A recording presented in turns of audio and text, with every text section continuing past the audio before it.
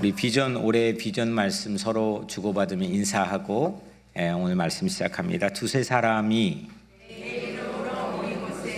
나도 그들 중에 있느니라. 아멘. 오늘 우리가 읽은 이 말씀은요, 상당히 가슴 아픈 광경을 담고 있습니다. 예수님이 죽으셨기 때문입니다. 예수님이 사망하셨습니다. 여러분들이 살면서 사람이 운명한 순간 그 찰나에 곁에 있었던 경험이 있는 분들도 계시고 또 없는 분들도 계시겠지만 저는 잊을 수 없는 게 27살 때였습니다. 한 40 초반 되는 겨우, 당시는 부교육자였는데 상황이 그래서 제품에서 그분이 하나님 나라에 가셨습니다. 하늘나라에 가셨는데 그 두 딸이 그 곁에 있었습니다. 잊을 수 없었습니다. 그분의 이 죽음을 앞둔 그 철저하게 의지하는 맑은 눈, 정말 어렵고 가난하고 힘들었던 가정이었는데 참 평화로운 모습으로 제품 안에서 가셨던 그 순간을 쉽게 잊을 수가 없습니다. 여튼 오늘은 가슴 아픈 광경을 우리가 함께 읽었습니다. 기록물이지만 여튼 예수님의 죽으시는 그 모습 곁에 우리가 있는 마음을 가지고 우리가 함께 말씀 봤으면 좋겠습니다. 근데 이 말씀 안에서 흥미로운 점 하나가 있습니다. 예수님이 죽음 직전에 하신 그 마지막 한마디, 그 마지막 한마디가 끝입니다. 끝. 오늘 여러분들 가진 성경엔 다 이루었다. 영어 성경에는 it is finished. 이지만 헬라어 원문엔 한 단어입니다. 테텔레스타이라는 단어인데 이거는 끝입니다. 끝. 마지막, 정말. 다른 의미, 세컨 미닝으로 하면은 완성, 이런 의미가 있습니다. 테텔레스타이. 끝. 지난주 우리 교회 권사님이 장례가 있었습니다. 그런데 그 권사님에게는 가족이 한 명도 없으셨습니다. 별세하셨는데 그런데 끝이 아니었습니다. 적지 않은 숙제를 남겨두셨기 때문입니다. 가족이 없으셨고 또 해결해야 될 숙제가 있었습니다. 그런데 하나님께서 도우셔서 또 신자인 여러분들이 정성을 다해 도우셔서 말끔히 그 과제를 다 끝내주셨습니다. 가족이 한 명 없었는데 어떤 가족이 있는 장례식보다 조객이 더 많았습니다. 중앙장의사의 장례식장 가장 큰 방이 가득 차고 넘쳤습니다. 이민재 권사님을 단 한 번도 본 적이 없었을 다음 세대, 심지어는 그 다음 세대 가운데는 켈리라는 중국 청년의 교우까지 장례 예배에 온 것을 보고 저는 큰 감동을 받았습니다. 고인과 일전의 일면식이 있었다면 고인께서 잘 사셨구나, 그렇게 할 텐데 만난 적 한 번도 없는데 그 자리에 와서 참여도 했지만은 눈물까지 흘립니다. 무슨 힘일까? 심지어 적지 않게 제 마음이 쓰였던 것은 장례식 비용입니다. 그런데 조의금으로, 여러분들이 참여해 주신 조의금으로 어떻게 그 장례식 비용을 그렇게 딱 맞출까 싶을 정도로 교우들이 채워주셨습니다. 요즘은 가격 상승으로 구입조차도 쉽지 않는 우리 한인들이 가장 많이 매장되어 안장되어 있는 파인원 묘지, 가장 양지 바른 곳의 교회 묘지, 그 공간에 한 푼 없어도 안장 아름답게 되셨습니다. 일심으로 교회가 끝내주셨습니다. 은혜입니다. 저는 이거를 현상이라고 생각합니다. 늘 우리에게 반복되는 그런 주어져 있는, 누가 아프거나 돌아가시거나 어려운 일을 당하면 정말 물불 안 가리고 달려들면서 그 문제 해결해 주시는 교우들이 늘 반복하는 모습이어서 어떻게 느끼실지는 모르겠지만 저는 현상이라고 생각합니다. 예수를 믿는 사람들, 그 신자들이 함께 모여서 보여주는 모습, 가족이 무엇인지, 패밀리라는 게 무엇인지, 또 교회가 무엇인지 그걸 보여주고 있는 아름다운 현상이기 때문입니다. 그 참여했던 장례식장에 참여했던 조객들은 아마도 그 자리에서 각기 든든한 사랑을 느꼈으리라고 생각합니다. 아, 이런 울타리가 있는 거구나. 하나님이 끝내주셨고 또 교회가 그 숙제를 끝냈습니다. 오늘 설교 제목은 끝날 때까지 끝냈다입니다. 좀 어감이 모호합니다. 저도 한 번도 사용해 본 적 없고 또 들어본 적 없는 그런 문장입니다. 끝날 때까지 끝냈다. 보통은요, 끝날 때까지 끝난 것이 아니다. 뭐 어떻게 이렇게 잘 아시나요? 누가 그 말을 한지 아시나요? 미국 프로야구의 전설적인 야구 선수였던 요기 베라가 It ain't over till it's over. Till it's over. 끝날 때까지 it ain't over. 끝난 게 아니다. 그러니까 결국 9회 말 투아웃에 지고 있더라도 포기하지 마. 끝까지 해보는 거야. 뭐 그런 의미로 말해서 정말 많은 사람들에게 영감을 주고 있는 그런 명언입니다. 끝날 때까지 포기하지 마. 어떻게 될지 아무도 모른다니까. 마지막까지 해보자. 뭐 이런 의미를 끝날 때까지 끝난 것이 아니다라는 말이 담고 있겠죠. 그런데 오늘 예수님의 말씀은 끝입니다. 끝냈다. 끝이다. 그리고 오늘 설교 제목은 끝날 때까지 끝냈다입니다. 일종의 이 설교의 제목은 철저한 죽음, 빈틈없는 죽음, 완전한 죽음을 말하고 있습니다. 오늘 이 이야기에는 두 가지 이야기가 연달아 나옵니다. 대개는 이 이야기를 따로 떼어 설교하는데 오늘 이거를 같이 붙여서 말씀을 전하게끔 하나님께서 인도해 주셨습니다. 먼저 첫째 이야기입니다. 이 첫째 이야기는 십자가 당시 처형당하고 있는 예수 그리스도 십자가 아래에 서 있는 사람들을 스포트라이트를 비춰주고 있습니다. 거기에 누가 있었나요? 예수의 엄마인 마리아, 그리고 그 엄마의 시스터니까 이모죠. 오늘 성경에는 이모라고 나와 있습니다. 그리고 클로파스의 아내인 마리아, 그리고 막달라 마리아, 여성 4명. 거기에 남자는 사랑하시는 제자가 나오면, 요한복음에 사랑하시는 제자라는 문구가 나오면 이 요한복음을 쓴 자기 자신인 요한을 가리킵니다. 남자는 제자 요한뿐. 이 5명이 십자가 아래에 있었습니다. 여성이 동명이인이죠. 마리아만 무려 3명입니다. 물론 여러분들이 이 십자가 아래에 머물렀던 이 5인방을 생각하면 어떤 느낌이 드십니까? 이들은 우리에게 참된 용기와 사랑을 또 감동을 전해줍니다. 그 자리에 있었다니. 또 한편 제자들, 이 성인 남성들은 다 어디 간 거야? 야, 그 자리를 지켜줬구나. 너무 고맙다. 나도 그러고 싶다. 이런 느낌을 우리에게 줍니다. 남자들은 다 어디 갔습니까? 어디 갔을까요? 여기 있습니다. 어디 갔을까요?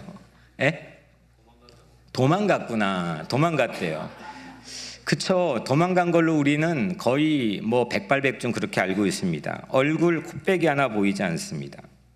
그런데 이거를 약간 바꿔 생각해 보면 그만큼 당시 성인 남성들은 당국의 위협으로 간주된 게 분명합니다. 왜냐하면 만약에 여자들도 위협이었다면 마리아 이 삼총사 트리오가 그 자리에 있고 싶어도 잡혀가고 그 자리에 현장에 머물 수가 없었을 겁니다.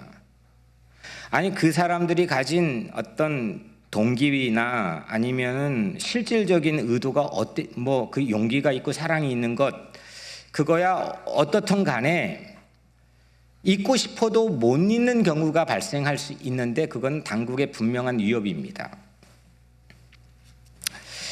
그 여자는 그렇게 분명한 위협으로 간주되진 못했을 가능성이 매우 높습니다. 이후 교회가 점점 확산되었습니다.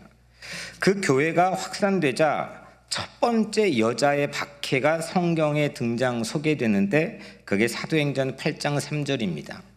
사울이 교회를 잠멸할세 각 집에 들어가 남여를 끌어가 옥에 넘기니라. 여자를 처음 감옥에 넣는, 예수 믿는 여자를 처음 감옥에 넣는 장본인이 누구였냐면 사울이었고, 그게 한참 이후인 사도행전 8장 3절에 소개가 됩니다. 여튼 예수가 십자가에 못 박혀 죽는 현장에서는 여자는 분명한 당국의 위협으로 간주되고 있지는 않은 것 같습니다. 그리고 또 한 명, 이 제자 요한은 당시 20살도 안 된 애송이였습니다. 그랬기 때문에 아마 위협으로 보지 않았을 가능성이 매우 높습니다. 장차 이 요한을 반모섬까지 유배시켜야 할 위험한 혁명가감이라고 군인들은 꿈에도 생각하지 못했던 것 같습니다. 그랬다면 그 자리에 그렇게 있지 못했을 겁니다. 그래서 도합, 이렇게 여자 4명, 소년 1명, 위협으로 간주하지 않아서 십자가 아래에 머물 수 있게 된 것은 분명합니다. 이 의리의 5인방, 거꾸로 한번 생각해 봅시다. 그 자리에 있었다고 한 이 사실 자체가 주는 의미는 한편 하등 도움 하나 안 될 여자와 소년만 그 자리에 남았다는 겁니다. 어떤 말씀인지 아시겠습니까?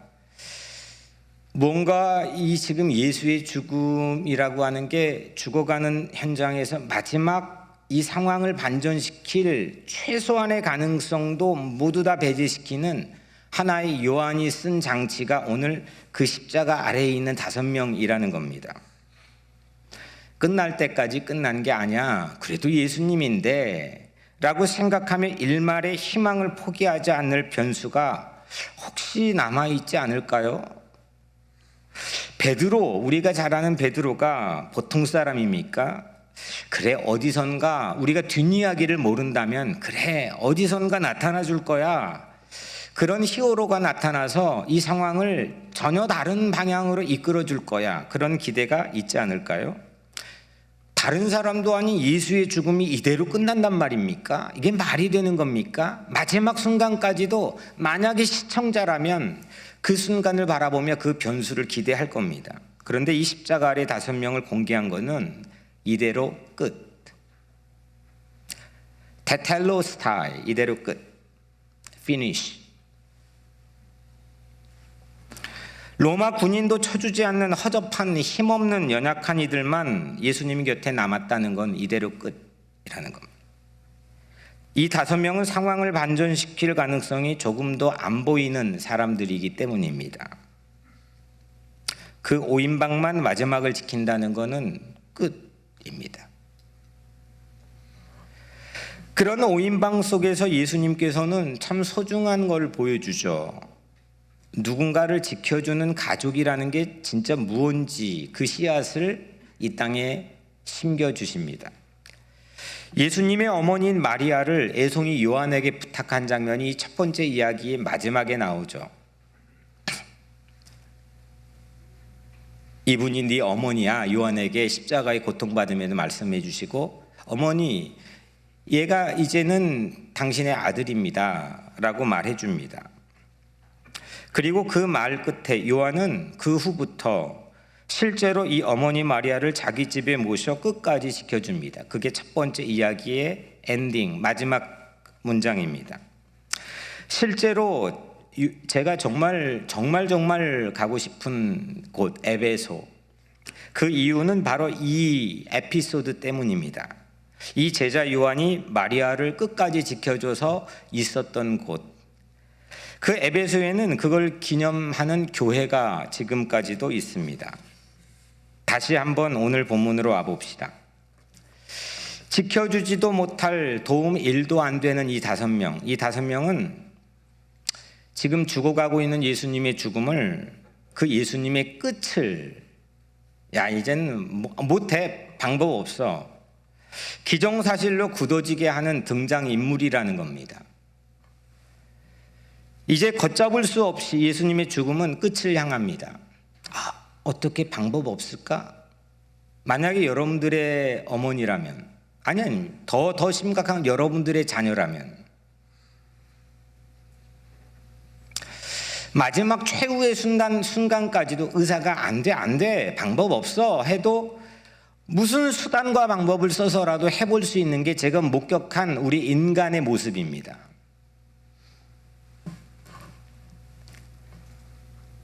그런데 오늘 이 십자가 주변에, 오늘 이 요한복음은 생략하고 있지만 마태, 마가, 누가에 보면은 그 십자가 주변에 있던, 당시 현장에 있던 모두가 이구동성으로 끝날 때까지 끝난 것이 아닐지 모른다는 암시의 말을 합니다. 먼저 지나가던 행인들이 있었습니다. 그 행인들이 이렇게 십자가를 향해 말하죠. 당신이 하나님의 아들이라면 십자가에서 내려와봐. 이건 빈정된 희롱이었지만 바꿔 생각해 보면 이거는 그럴 여지가 충분히 있지 않아? 라고 하는 겁니다. 또 그 주변에는 사형을 집행하는 입장이었던 대제사장, 서기관들, 장로들이 희롱하면서 하나를 덧붙입니다. 십자가에 내려와봐. 그러면 내가 믿어줄게. 심지어는 함께 처형당하고 있는, 못 박히는 강도도 똑같은 동일한 말로 예수를 욕했습니다. 이건 모두 다 혹시 끝나지 않을지도 모른다는 가능성을 우리에게 암시해 줍니다. 만약 오늘 이 뒷이야기를 저나 여러분들이 모르고 오늘 이 이야기를 읽는다면 그들이 했던 희롱조차도 저에겐 기대가 될 겁니다. 동아줄이 될 거예요. 그래 저들이 예수를 실제로 핍박하고 예수를 못 박는 장본인들이지만 그들의 희롱 말대로 뭔가 상황을 반전시킬 수 있는, 이대로 끝나지 않는 거를 뭔가 보여줄 수 있지 않을까. 그런데 오늘 이야기는 혹시나 그렇게 여길 우군이 고작 도움 1도 안 되는 5명 뿐임을 우리에게 보여줍니다. 끝. 예수님의 죽으심은 확실한 끝을 목전에 두고 향하고 있습니다. 예수님 죽음은 끝날 때까지 빈틈없이 끝냈습니다. 어떤 요행을 기대할 틈도 전혀 보여주지 않습니다. 이건 아버지께서 연출하신 죽음입니다. 아버지 하나님께서 연출하시고 기획하신 죽음을 예수님 자신은 스스로 완벽하게 끝내십니다. 이 5인방 안에서 도움이 되는, 서로 지켜주는 새로운 어머니와 아들을, 가족, 패밀리를 만드는 그 일을 한 것일 뿐입니다. 예수님의 끝, 십자가의 끝은 한 패밀리를 만들었습니다. 세상의 한계인 죽음의 끝에서 예수님은 지켜준다는 게 무엇인지, 지켜줘야 되는 게 무엇인지 참된 가족을 보여주셨습니다. 제자 요한을 마리아 아들로 삼아주신 것처럼 우리를 하나님의 딸과 아들, 하나님의 자녀로 삼아주시기 위해 예수님은 죽음의 끝을 향하고 계신 겁니다. 어떤 요행이나 변수도 이 일에 개입되게 허락하지 않으셨습니다. 그 죽음의 끝, 그 종말의 끝, 거기에서 진정 지켜주는 가족의 진면목을 우리에게 보여주셨습니다. 그게 예수님의 끝입니다. 이제 두 번째 이야기로 넘어가 볼 텐데 이건 진짜 끝입니다. 예수님도 이 끝을 아셨다는 암시를 28절에 보여주는데, 그 후에 예수께서 모든 일이 이미 이루어진 줄 아시고, 그러니까 예수님이 자신의 끝이 이제 돌이킬 수 없는 것 예수님이 모르고 어떻게 좀 하나 이게 아니라 그 고통이 실질적인 실체적인 고통인 거를 다 겪어내시면서도 그 끝을 아셨다는 사실을 오늘 요한은 우리에게 증언해 줍니다. Knowing that everything had been finished. 다 아셨다는 겁니다. 그 끝을. 심지어 그 끝이 성경의 플랜, 계획이라고까지 말합니다. 성경을 응하게 하려 하사. 예수님은 성경의 이 연출인 시편 69편 21절의 말씀을 가지고 합을 맞추셨습니다. 예수님이 내가 목마르다 하셨죠. 시편 69편 21절 다윗의 시에서 그 말씀을 가지고 십자가 위에 내가 목마르다 이렇게 말씀하셨습니다. 이때 마침 신포도주가 가득히 담겨있는 그릇이 있었습니다. 사람들은 그 신포도주를 적신 오늘 말씀에 해면이라고 나와 있는데 영어 성경에 스폰지로 되어 있습니다. 스폰지를 이 신포도주에 흠뻑 적셔 머금게 해서 창 끝에 달아서 올려 예수의 입술가에까지 갖다 댑니다. 예수님은 그 신포도주를 드시고 마지막 한마디를 해주십니다. 다 끝났다.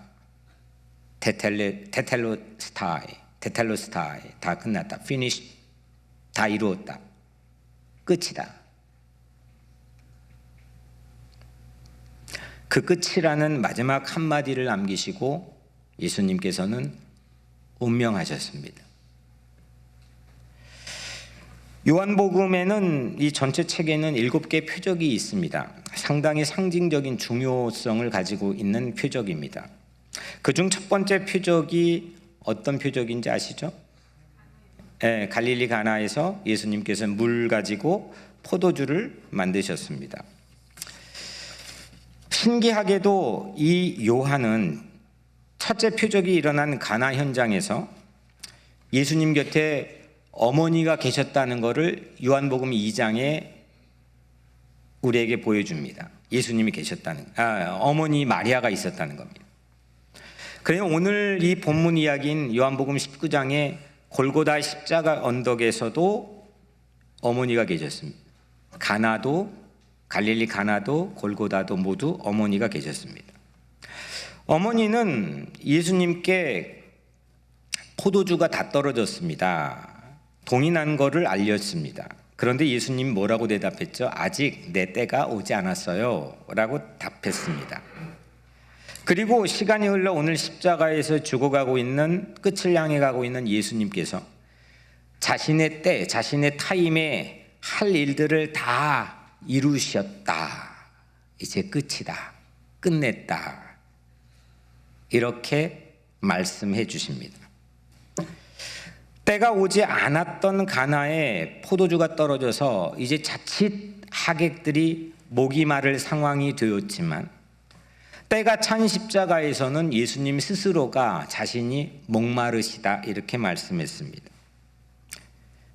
이 말 뜻은 예수님 때는 우리 목마름을 대신 담당해 주시는 때입니다.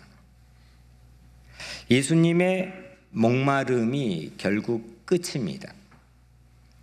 신포도주는 사형 집행 군인들이 마셨던 싸구려 포도주입니다. 비니거 와인입니다. 포도주의 냄새가 별로 없는 그걸 독한 싸구려의 저급한 이 포도주를 통해서 그 상황을 직면하는 사형 집행관들이 마셨던 포도주입니다. 반면에 가나 포도주는 여러분들 잘 아시죠? 예수님께서 최고급 포도주로 만들어 주셔 정평이 나 있습니다. 최고급의 포도주를 선사해 주신 예수님께서 끝에서는, 마지막에서는 하급 병사들이 저급 포도주를 마셨습니다. 가나 결혼식장의 하객들의 말이죠. 먼저 좋은 포도주를 내고 취한 후에 낮은 것을 내거늘 해롱해롱 한 다음에 그게 맛이 어떤지 모를 때 퀄리티 떨어지는 저급 포도주를 내는데 그는 지금까지 좋은 포도주를 내놓지 않고 두었도다. 예수님께서 목마를 하객에게 좋은 포도주를 주셨습니다. 그리고 목마른 자신은 싸구려를 마셨습니다. 저급 신 포도주를 마신 직후 예수님이 하신 말씀이 테텔로스타이, 끝, 다 이루었다. 조금만 목말라도 저도 못 참습니다. 수술한 이후에는 더 이게 갈증이라는 게 제 몸에 피부적으로 본능적으로 느껴집니다. 십자가에 죽어가는 마지막 상황 자체가 목마름이었는데 저급 싸구려 신 포도주를 예수님께서 우리 목마름을 대신 담당하시며 마셔주셨습니다. 우리가 마셔야 할 죽음의 잔을 대신 마시는 것이 예수님의 끝이었기 때문입니다. 이건 예수님만이 담당해 주실 수 있는 사명입니다. 누구도 그 일을 시도해 봤다고도 안 하고 또 시도할 수 있는 사람의 그런 어빌리티를 가진 사람도 없습니다. 이건 예수님만이 시도하셨고 예수님만이 감당할 수 있고 예수님만이 감당하셨던 일종의 사명이십니다. 나의 끝, 나의 종말을 대신 서주신 분입니다. 사람은 목회하면서 보면 누구나 끝이 어느 정도 근사하기를 바랍니다. 아프지 않고 또 구차하지 않고 화려하진 않아도 그래도 맵시 있게 자신의 마지막이 되기를 누구나가 바랍니다. 그렇지만 예수님은 자진해서 스스로가 그 끝의 자리에서 슬픔에 가장 저급한 싸구려 포도주를 예수님께서는 마셨습니다. 누구도 마시고 싶어 하지 않을 그 파멸의 포도주를 마시면서 우리에게는 생명의 포도주를 흘려 보내주셨습니다. 죽어서 이루셨습니다. 죽어도 끝내셨습니다. 그래서 죽음보다 더 큰 사랑입니다.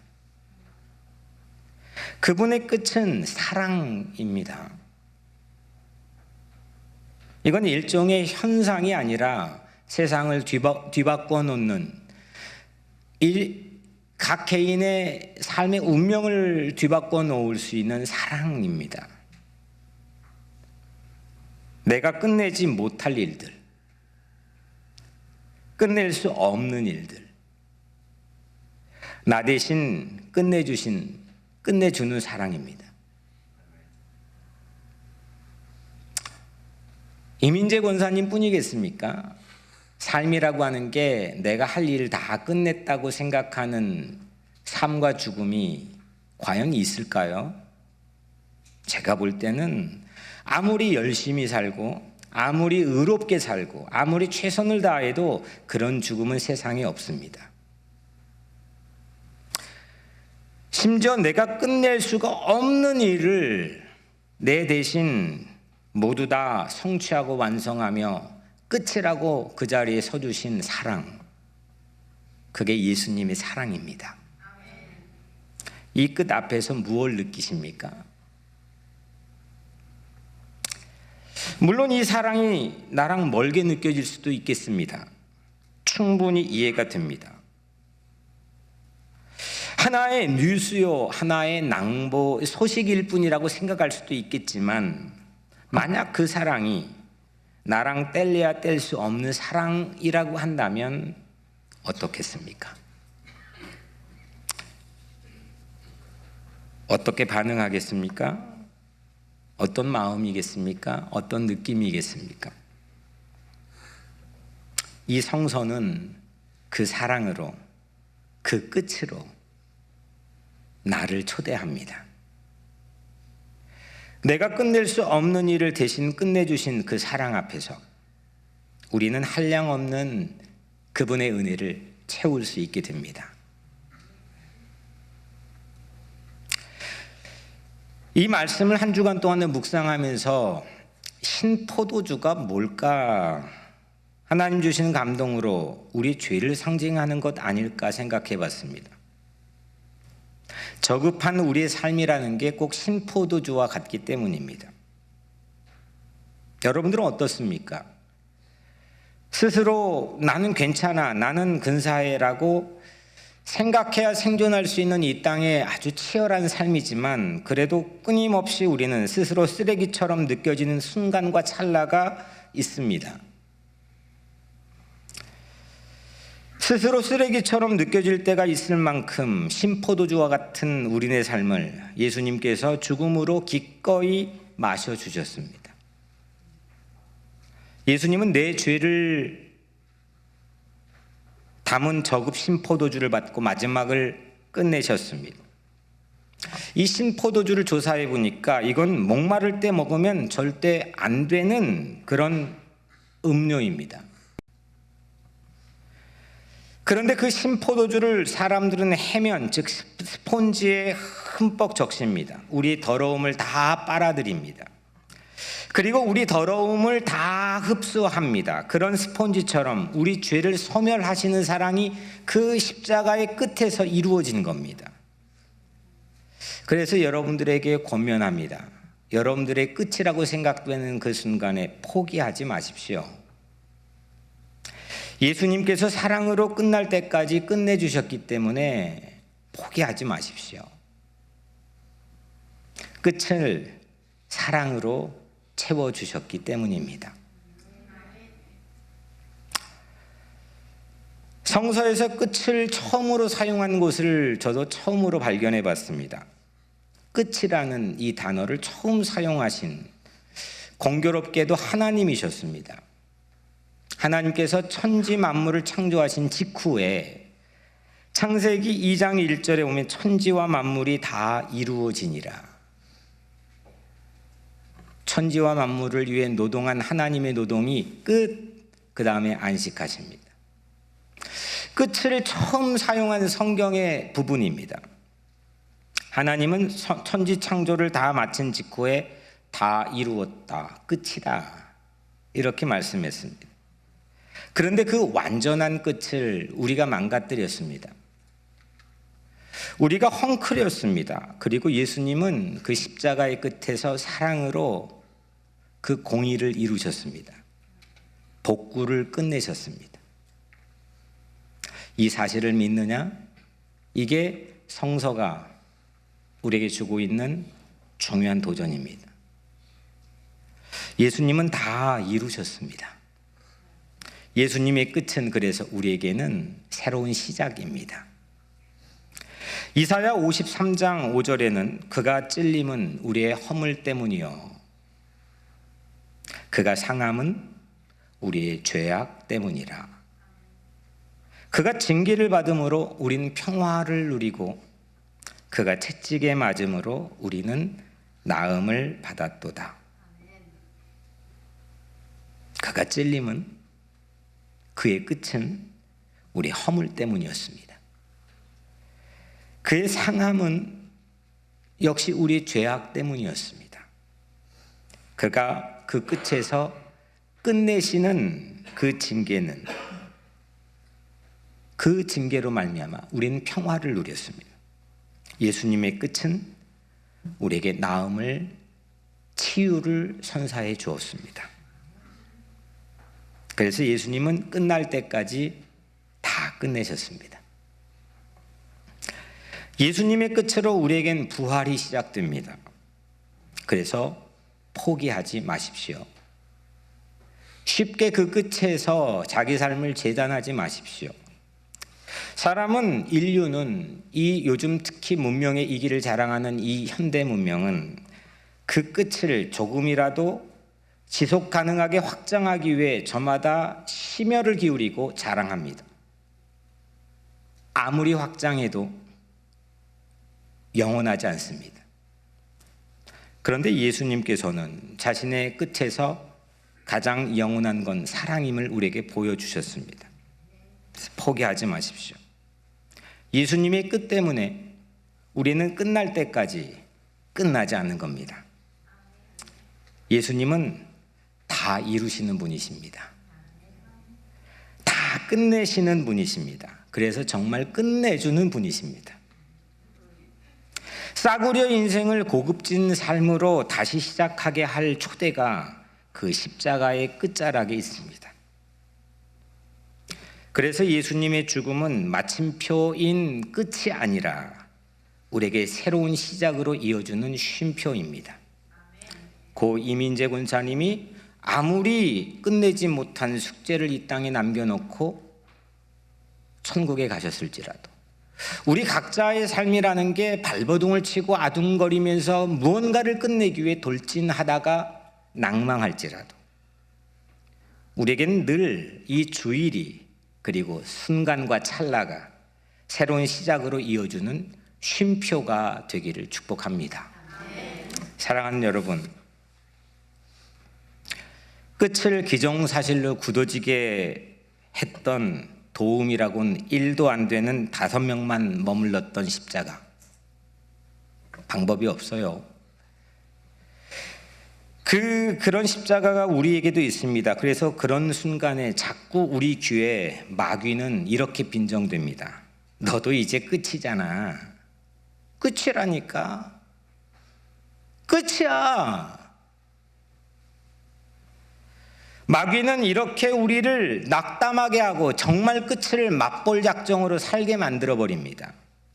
그런데 저급 신포도주만 입에 댄 그 끝, 우리를 모두 대신 그 자리에 서주시고 우리가 할 일, 할 수 없는 일 다 도맡아 다 끝내주신 그 예수님께서 그 끝에서 우리에게 세상이 빼앗지 못할, 누구도 빼앗아갈 수 없는 영원한 시작을 주신 줄로 믿습니다. 기도하겠습니다.